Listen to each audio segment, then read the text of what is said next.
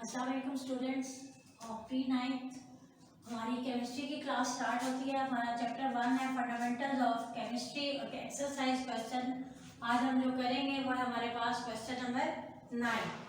Question number 9 आपके पास है कि डिसाइड वेदर और not each of the following is an example of empirical formula. जैसे कि आपको जब टॉपिक करवाया गया था कि केमिकल फार्मूला जो होता है वो बेसिकली दो टाइप्स का होता है। केमिकल फार्मूला की दो टाइप्स है हमारे पास। एक आपके पास होता है एम्पिरिकल फार्मूला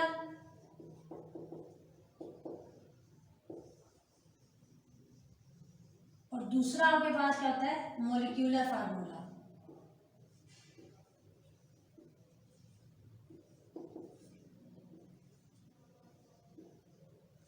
ठीक है, जबकि एक और टाइप इसकी होती है वो आपके पास होता है आयोनिक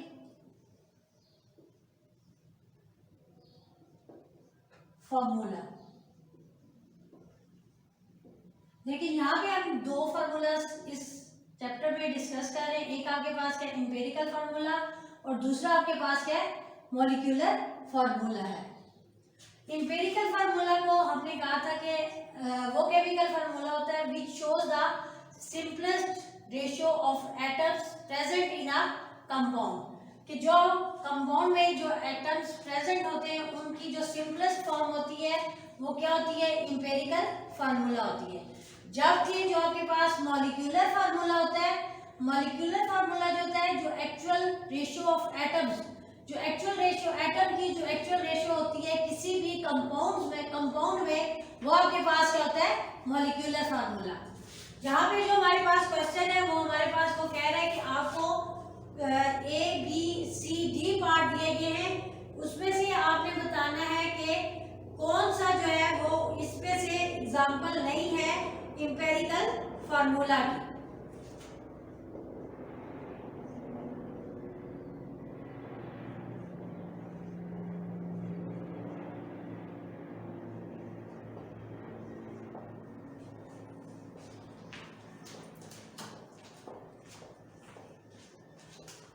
अब आप देखें सबसे पहला जो ए पार्ट है Al2Cl6 है आपके पास। ठीक है, अगर आप इसकी रेशियो फाइंड आउट करते हो 2:6 है, 2 इसको सिंपलेस्ट फॉर्म में लेकर के आओगे तो इसकी रेशियो बनेगी 1:3। इट्स मीन कि ये आपके पास क्या है AlCl3, यानी कि Al2Cl6 का जो एम्पिरिकल फार्मूला बन रहा है ये आपके पास क्या है AlCl3 बन रहा है।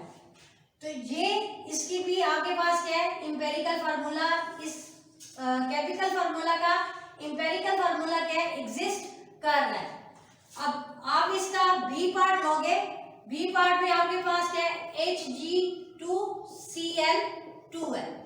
अगर आप इसको भी रेशियो फॉर्म में लेके आते हो 2:2, आपके पास जो रेशियो बनती है इसकी 1:1, यानी कि सिंपलेस्ट फॉर्म में ये क्या हो गया कन्वर्ट हो गया। इट्स मीन कि इसका भी एम्पिरिकल फार्मूला एग्जिस्ट कर रहा है। जबकि हमारे पास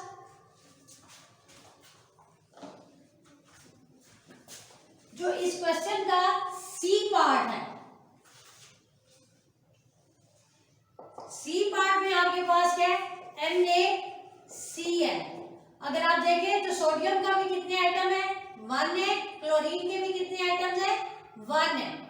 अब देखें ये मजीद आगे सिंपलेस्ट फॉर्म में नहीं हो रहा, लेकिन सोडियम क्लोराइड कुछ हमारे पास सब्सटेंस ऐसे होते हैं जिनका मॉलिक्यूलर फार्मूला और एम्पिरिकल फार्मूला दोनों क्या होते हैं सेम होते हैं। जैसे आपको मैंने एग्जांपल्स बताई थी टॉपिक के दौरान कि H2O है, उसका भी एम्पिरिकल फार्मूला और मॉलिक्यूलर फार्मूला सेम है। यहाँ पे देखिए इसकी रेशियो मजीद आगे फर्दर सिंप्लीफाई नहीं हो रही, तो इट्स मीन कि इसका मॉलिक्यूलर फार्मूला भी यही है और इसका एम्पिरिकल फार्मूला भी यही है।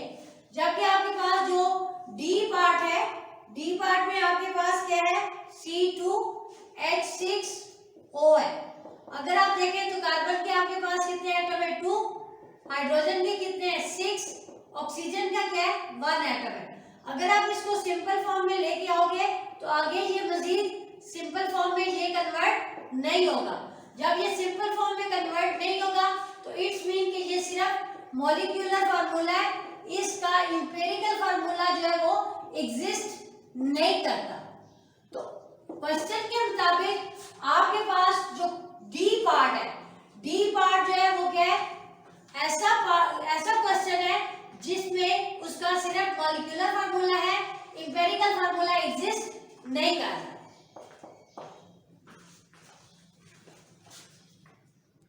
हमारा नेक्स्ट क्वेश्चन है एक्सरसाइज का क्वेश्चन नंबर 10। यह है कि TNT ट्राइनिट्रोटोलुएन is an explosive compound used in bombs.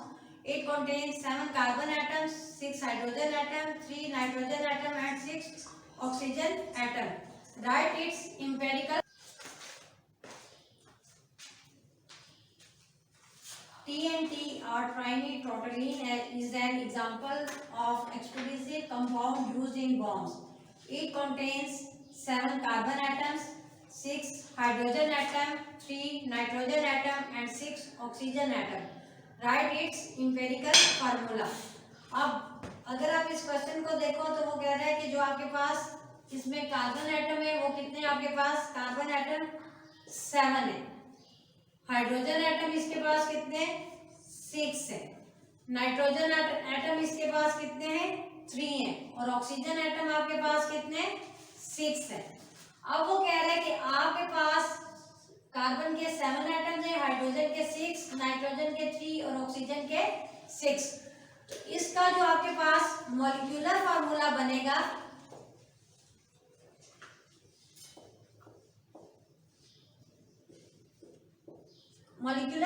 इसका बनेगा C7H6N3O6। ठीक है। अगर आप देखो इसको सिंपलेस्ट फॉर्म में कन्वर्ट करने के लिए इसकी रेशियो में देखो 7:6:3:6 बन है। अगर आप ये देखें कि ये आगे सिंपलेस्ट फॉर्म में कन्वर्ट नहीं हो सकता, तो इट्स मीन कि इसका मॉलिक्यूलर फार्मूला भी यही है और इंपेरिकल फार्मूला भी इसका यही होगा। तो इसका इंपेरिकल फार्मूला आपके पास क्या बनेगा C7H6N3O6। तो इसका जो है मॉलिक्यूलर फार्मूला और इंपेरिकल फार्मूला क्या है C7H6N3O6।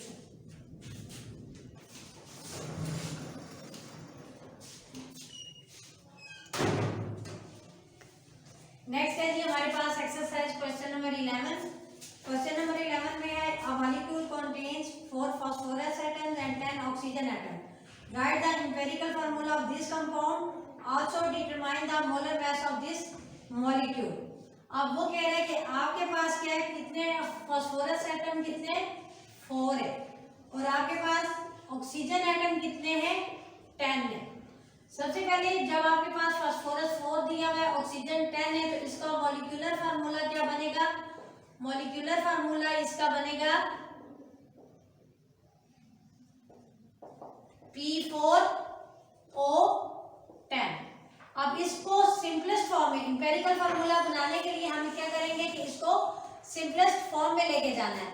सिंपलेस्ट फॉर्म में पहले हम देखेंगे इसकी रेशियो क्या बनी है 4:10, 2 2s are 4, 2 5s are 10। It's mean के जो इसका इंपेरिकल फार्मूला बनेगा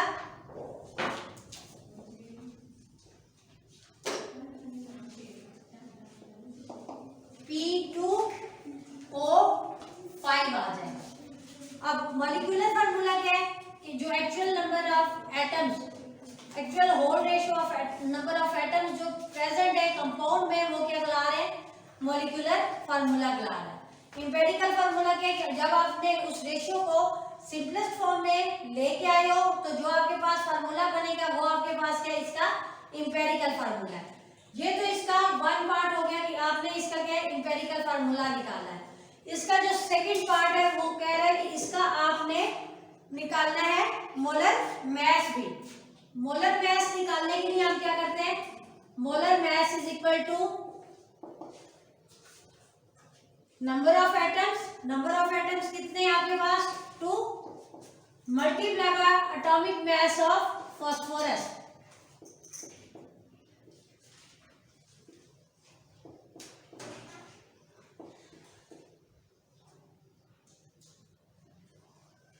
प्लस फिर आपके पास ऑक्सीजन के कितने नंबर एटम्स हैं? 5 है। 5 multiply by atomic mass of oxygen,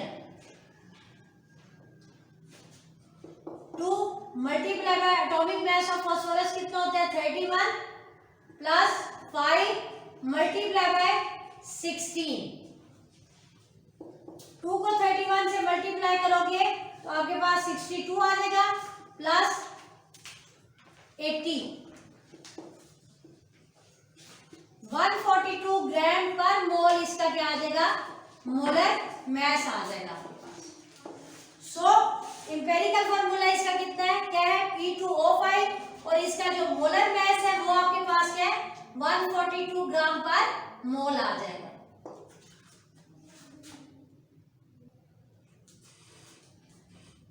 question number 11 का जो आपके पास इंपेरिकल फार्मूला बन रहा है वो आपके पास P2O5 है और जो आपके पास इसका मोलर मास निकल रहा है वो 142 ग्राम पर मोल है। आज की क्लास यहाँ पे हमारी खत्म होती है, कल इंशाल्लाह दोबारा मिलेंगे। अल्लाह हाफिज। बिस्मिल्लाहिर्रहमानिर्रहीम। Today is 12th May, Tuesday. Subject है हमारा physics, class 3-9, chapter number 2 kinematics का। आज जो टॉपिक है स्टूडेंट्स हमारा वो है रिप्रेजेंटेशन ऑफ वेक्टर्स। ठीक है, रिप्रेजेंटेशन किसी चीज़ की निशानदेही करना, किसी चीज़ को जाहिर करना, सिंबलाइज करना। वेक्टर्स की अब क्या सिंबलाइजेशन है, हम उसको किस तरह से निशानदेही उसकी करते हैं, बेसिकली हमें इस टॉपिक में इस चीज़ को पढ़ना है। इसके लिए पहली चीज़ जिससे आपको फैमिलियर होना चाहिए वो है कि हम वेक्टर को बेसिकली डिफाइन कैसे करते हैं। ठीक हो गया।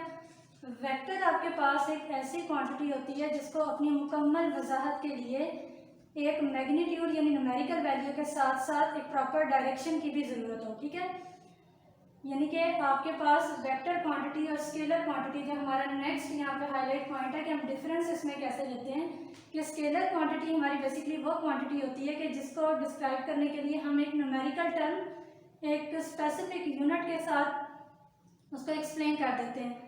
लेकिन जब हम वेक्टर क्वांटिटी की बात करते हैं तो इसके अंदर बेसिकली क्या होता है कि हमें उस क्वांटिटी को एक्सप्लेन करने के लिए उसकी मैग्नीट्यूड टर्म के साथ साथ उसकी प्रॉपर डायरेक्शन की भी ज़रूरत होती है। अब हम इसको ग्राफिकली एक तो तरीका होता है इसको सिंबलाइज करने का, और एक जैसे हम जनरली सिंबलाइज करते हैं वेक्टर को हम कैसे रिप्रेजेंट करेंगे, इसके लिए हमारे पास जो डिफरेंट इसके मेथड्स होते हैं, एक होता है बोल्ड लेटर्स। बोल्ड लेटर्स का यूज़ करना मतलब कि जो थोड़े से आपके पास, जैसे वो मैंने लास्ट में मेंशन किया है ना, इस तरीके से आप लोगों ने लिखना होता है, थोड़ा हाईलाइट करके बोल्ड लेटर्स में लिख दिया, या फिर आप लोग जो भी सिंबल लिखते हैं उसके ऊपर लाइन या एरो हेड लगा देते हैं जो ये शो करता है कि ये क्वांटिटी बेसिकली एक वेक्टर क्वांटिटी है। तो रिप्रेजेंट अ वेक्टर ग्राफिकली इसको हम कुछ इस तरीके से रिप्रेजेंट करेंगे by a line segment with an arrow head. इस तरीके से आपने स्टूडेंट्स एक लाइन ले ली है, उसके ऊपर ये आपने एरो हेड रिप्रेजेंट किया, ए बी नाम दे दिया, ये आपके पास रिप्रेजेंटेशन है ग्राफिकली वेक्टर क्वांटिटी की। ठीक हो गया। इसको फर्दर मैं एलैबोरेट करूंगी कि एग्जांपल के साथ। देखिए जैसे हमारा फर्स्ट पार्ट है represent a force of 18 Newton acting toward the north of east, जिसके लिए सबसे पहली चीज़ जो आपको पता होनी चाहिए वो ये है। आपने इस तरीके से एक्सिस बनाने, आपको पता है जो आपका हॉरिजॉन्टल एक्सिस होता है ना वो बेसिकली ईस्ट और वेस्ट को शो करता है, जो आपका वर्टिकल एक्सिस होता है वो नॉर्थ एंड साउथ को शो करता है। ये स्केच आपके माइंड में होना चाहिए इसकी रिप्रेजेंटेशन के लिए। आप देखें उन्होंने आपको कहा कि फोर्स आपके पास अगर 18 न्यूटन है वो एक्ट कर रही है टुवर्ड नॉर्थ ऑफ ईस्ट, इसको आप as a vector quantity, obviously force की बात कर रहे हैं वेक्टर क्वांटिटी ही है, इसको आप रिप्रेजेंट करें तो इसको हमने ग्राफिकली कैसे रिप्रेजेंट करना है।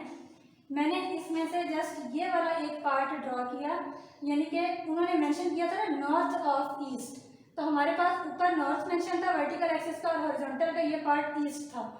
नॉर्थ और ईस्ट वाला स्केच मैंने यहाँ पे लिया। आप देखें 18 न्यूटन का क्या मतलब, आप इसको किस तरीके से ड्रॉ कर सकते हैं। इसको हम लोग यूज़ करने से पहले इसका एक सूटेबल स्केल बना लेते हैं। यहाँ पे जैसे मैंने बनाया हुआ है, मैंने एज्यूम कर लिया कि मेरे पास 20 न्यूटन अगर 1 सेंटीमीटर के इक्वल है, यानी आप अपनी नोटबुक पे जब इसका स्केच करते हैं, इसको स्केच करेंगे, ड्रॉ करेंगे, तो आपने सेंटीमीटर्स का स्केल यूज़ करना है ना, तो आपने इस तरीके से ले लिया कि अगर 20 न्यूटन को आप 1 सेंटीमीटर के इक्वल करते हैं तो इट मीन्स कि 20 न्यूटन करके 80 न्यूटन के 4 पार्ट बनते हैं, ऐसा ही है, तो इट मीन्स कि वो 4 सेंटीमीटर के इक्वल हो जाएगा। तो अब मैंने क्या किया, नॉर्थ और ईस्ट के बिल्कुल बिल्कुल सेंटर में एक लाइन ड्रॉ की जिसको हमने 4 सेंटीमीटर मेजरमेंट लेके ड्रॉ करना है, एक एरो हेड से इसको रिप्रेजेंट करना है। तो बेसिकली ये इक्वल है फोर्स 80 न्यूटन के, जो कि ग्राफिकली रिप्रेजेंटेशन है एक वेक्टर क्वांटिटी की। ठीक हो गया।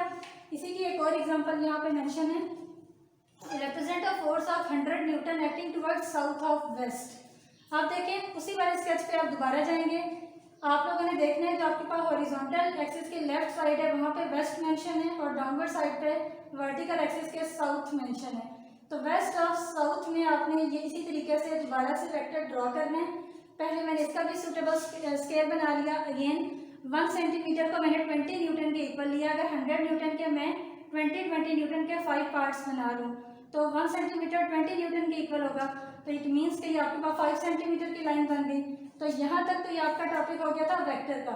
अब इससे नेक्स्ट जो आपका टॉपिक है वो है पोजीशन, यानी कि मोशन की टर्म को बेहतर तरीके से समझने के लिए कुछ जनरल टर्म्स को अब हमें स्टडी करना पड़ेगा, जिनमें सबसे पहले हम पोजीशन के बारे में स्टडी करने जा रहे हैं। इसको हम कैसे डिफाइन कर सकते हैं, the location of a place और a point with respect to some reference point called origin. अब बेसिकली होता क्या है, इसके अंदर एग्जांपल के थ्रू मैं आपको बेहतर तरीके से समझा सकती हूँ। मिसाल के तौर पे you want to describe the position of your school from your home. आपका जो ओरिजिन है, जहाँ पे आप जिसकी रिस्पेक्ट से आप बात कर रहे हैं वो आपका घर है, ठीक है। आपने अपने घर से स्कूल की पोजीशन को लोकेट करना है, डिस्क्राइब करना है। तो इट मीन्स कि आप उसको जो लोकेट करने के लिए एक आप एक्सप्लेनेशन देते हैं ना, यानी आपने ये कह दिया कि वो एक ओरिजिन जिस पॉइंट पे आप मौजूद हैं वहाँ से आप किसी पॉइंट को लोकेट करते हैं ना, जिस जगह पे जाके उस पॉइंट को आप लोकेट कर रहे हैं, उस प्लेस को लोकेट कर रहे हैं, इट मीन्स कि आप उसकी पोजीशन को डिस्क्राइब कर रहे हैं। इसी तरह जैसे आपने घर से अपने स्कूल की पोजीशन को लोकेट किया कि आप लोग उसके लिए आप कह सकते हैं स्पेसिफिक एक डिस्टेंस कवर कर रहे होंगे, आप उसके लिए डायरेक्शन ले रहे होंगे। उन तमाम चीज़ों को शो करते हुए, एक मोशन को लेते हुए हम एक्सप्लेन करते हैं कि बेसिकली आपका स्कूल आपके घर से इस पोजीशन पे लोकेट करता है। तो स्टूडेंट्स, ये था हमारा आज का टॉपिक। इंशाल्लाह अगले टॉपिक के साथ कल मिलते हैं। अल्लाह हाफिज़।